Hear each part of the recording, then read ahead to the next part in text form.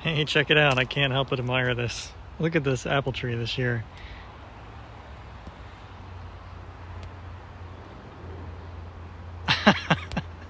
Is that insane or what? This is a Fuji. This thing really cranks. It cranks out apples. I think this might be the first year that I'm going to try and do a U-pick. Wow, a lot of these look good too. And usually they're just covered in bugs, but well, actually that's probably a bug.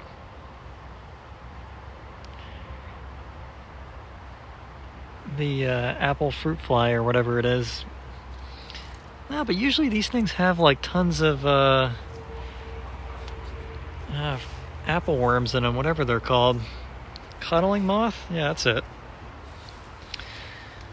For some reason, oh, there's one.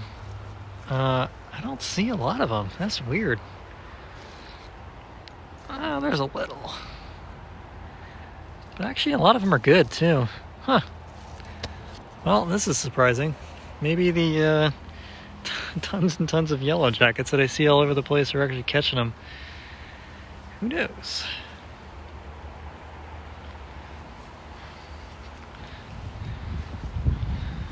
Yeah, check it out. They just keep going. And this is the fruit tree that I haven't really taken good care of, as you can tell. It's like a giant sprawling bush of craziness.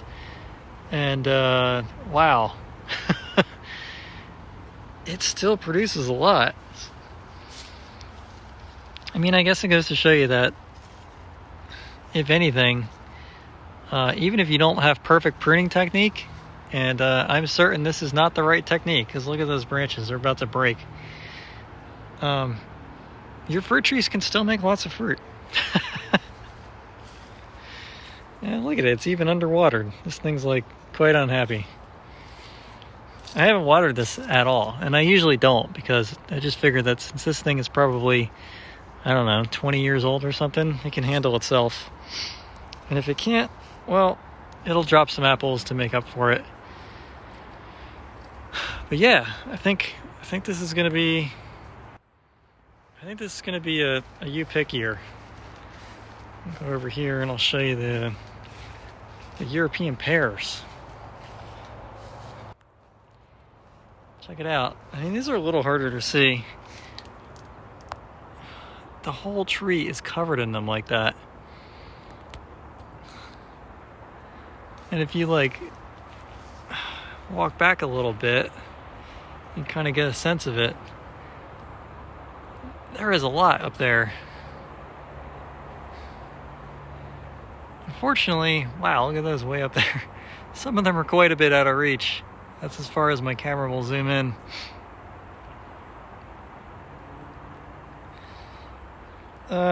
Those are going to be hard to reach.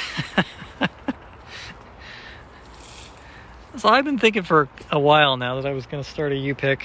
I have the camera around. Yeah, I was thinking for a while now that I would start a U-pick. And I was actually thinking of kind of like a subscription service where you could say, pay $10 a month or something and come and harvest what you want. And then I could use the money from either the harvest or the U-pick to hire some help to do some weeding and maybe put some socks on things. Some of the fruit trees could use little like the apples especially, and a little bit of the Asian pears. They could use the like little fruit socks, but they take forever to put on the fruit.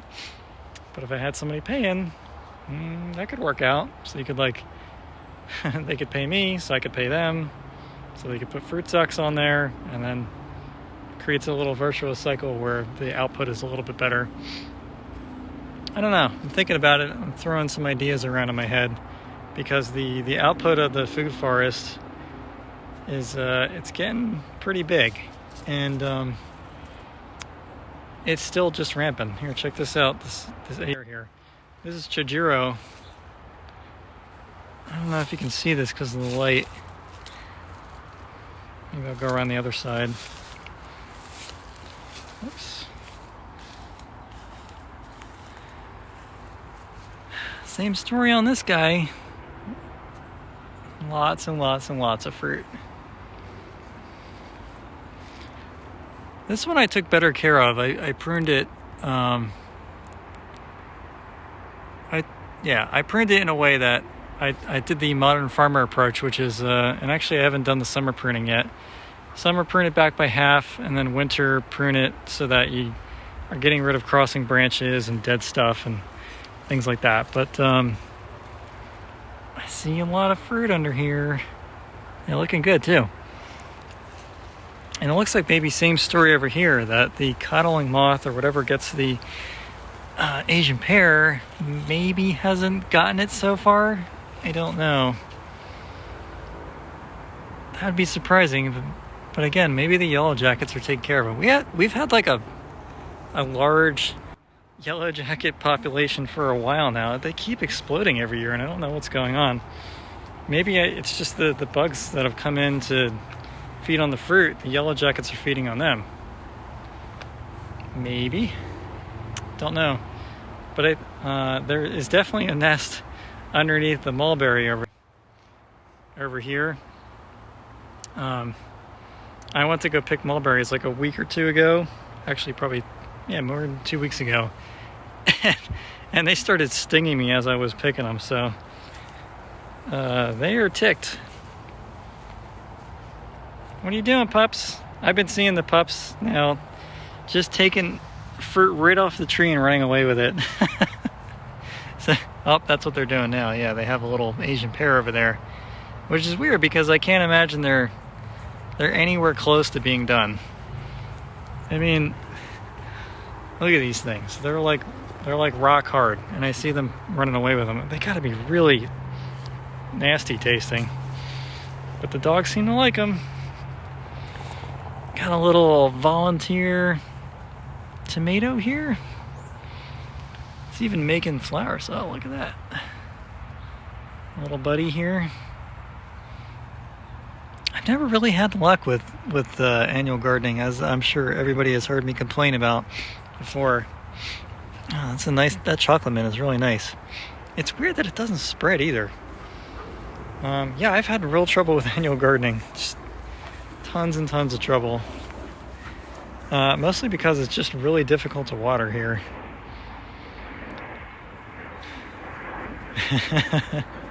It's playtime.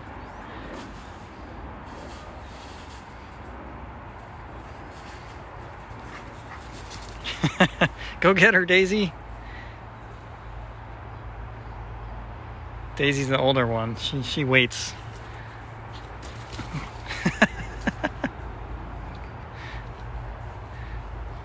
The food forest is fun for everybody. Dogs get to play around. They get some fruit when they figure out what's edible. They like digging things up. They like chasing stuff. We get to enjoy it. Here, I'll show you this other tomato I found over here. It's also a volunteer. It's interesting how if I start tomatoes in the spring, I can kill like tons of them. But if I don't bother and they just show up, somehow they live. Like, how is that possible? This is kind of a mess over here, but yeah, check it out. This thing, it looks like maybe a little currant tomato or something. Oh, there's even a fruit that's set on it. Wow. And over here, I've like sort of not been watering. I mean, you can see the fig looks like crap. It's not great. It's not happy at all. But I'm setting up for next year. I mean, they'll get bigger next year. I knew it was going to be trouble to move them right as the hot season was getting started, but I figured they could make it, and they're hanging in there. They're not happy about it, but they're not dead either. So they're getting there.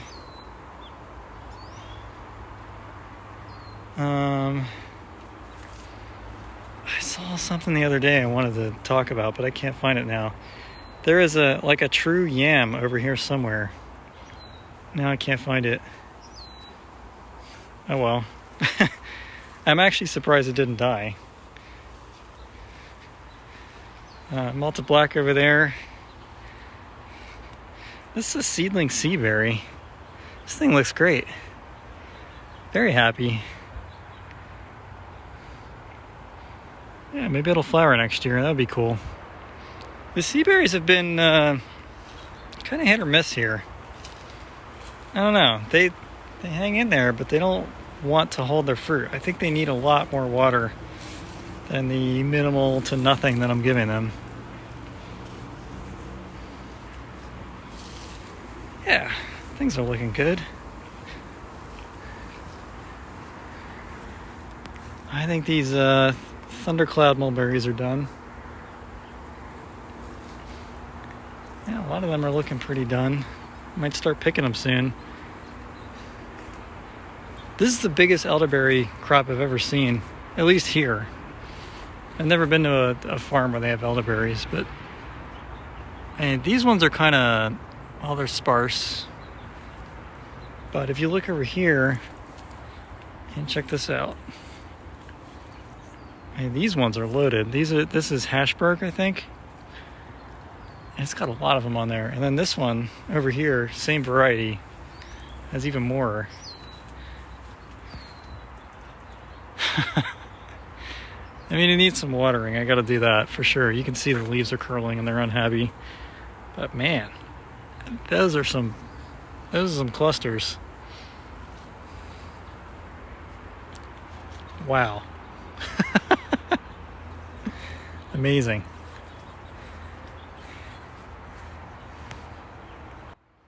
This is kind of what I imagined it would be like when I started the food forest in Pennsylvania. And then again here was this kind of like, I guess, how many years are we in here now? We came in here in 2015, so we're like 8 years in. I was imagining that like, well, back in Pennsylvania, that 5-year period, about 5 years in, it would start ramping and it would get really exciting. It's been slower here because I haven't been watering. I'm trying to get things established without dumping tons and tons of water on them. But we're getting to that point here where it's ramping to the point where it feels like a lot, which is great. There's abundance.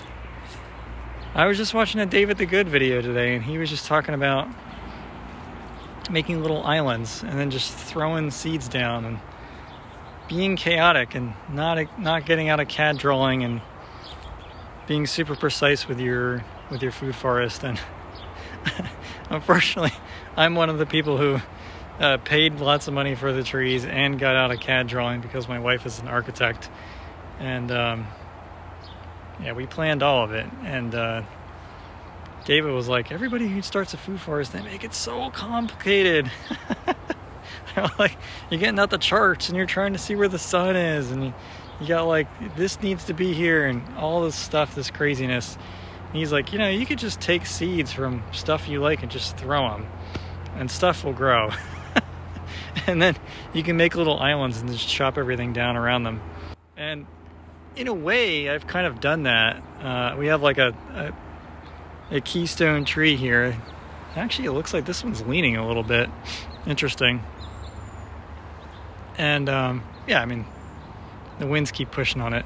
But yeah, we have like a keystone tree, and then we have sea berries behind it and a comfrey, and I tried to squeeze some mint in here and some strawberries, and then it's just all kinds of weeds and craziness. And yeah, they're doing okay. Like, this thing looks not really that happy, and the strawberries look not happy. So David said, don't worry about it. If stuff dies, just plant more stuff. And, he's right. He's definitely right. So I think I should experiment with a few more things in this little guild here. I would like some more drought-tolerant stuff, but it's tough to find something that's drought-tolerant and shade-tolerant. There seems to be, you seem to get one or the other. That's what it seems like. Like the black persimmons that I just got going, super drought-tolerant. They also want tons of sun. I can't think of anything off the top of my head that's drought tolerant and shade loving, because at some point these little islands that I have here are going to expand, kind of like what's happening over here with the Asian pear, and you're going to get a bunch of stuff underneath there that are going to get covered and then that suddenly have to become shade tolerant. So something to think about when you're making your food forest is you're stacking things in height, and you're also stacking things going forward in time.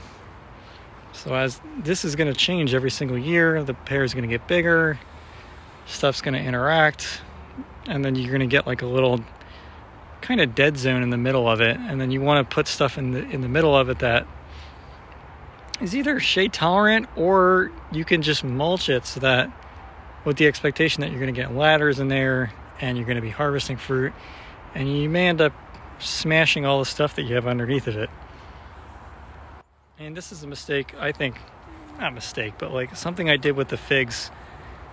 I put a ground cover under there because I wanted to kind of like stomp out all the weeds, and I figured I just put a low growing ground cover. It'll keep all the weeds in bay. And they're sort of doing it. It's like a creeping raspberry that I got there, and it gets like a couple inches tall. And it's sort of working. However, they don't like being stepped on. So when I go to harvest the figs and I'm putting the ladder in there, I'm smashing parts of the plant, and I don't think it likes that. So anyway, enough of me rambling. I just was admiring the fruit trees, and I thought I would chat about it. All right, see everybody later.